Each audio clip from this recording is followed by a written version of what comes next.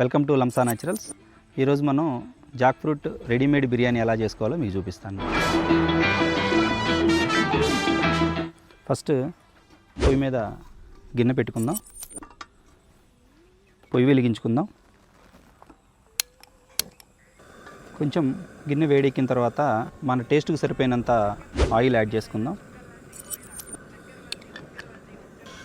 నూనె కొంచెం వేడెక్కితే ముందుగా మన రెడీమేడ్ జాక్ ఫ్రూట్ బిర్యానీని వేడెక్కిన నూనెలో యాడ్ చేసుకోవచ్చు. ఇది మనం 1 కప్ తీసుకుంటున్నాము.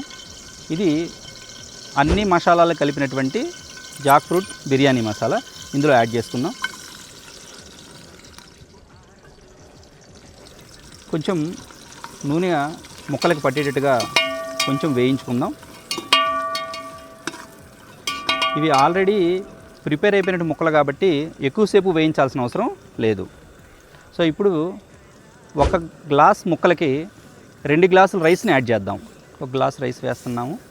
ఇవి ముందుగానే కడుక్కొని పెట్టినటువంటి రైస్. 2వ గ్లాస్ రైస్ యాడ్ చేస్తున్నాం మనం. ఈ ముక్కలు రైస్ కలిసేలాగా కొంచెం వేయించుకుందాం. 2 గ్లాసుల రైస్కి 4.5 గ్లాస్ వాటరు కలిపితే సరిపోతుందండి. 1 2 3 4 ఇంకొక హాఫ్ గ్లాస్ని యాడ్ చేస్తున్నాను.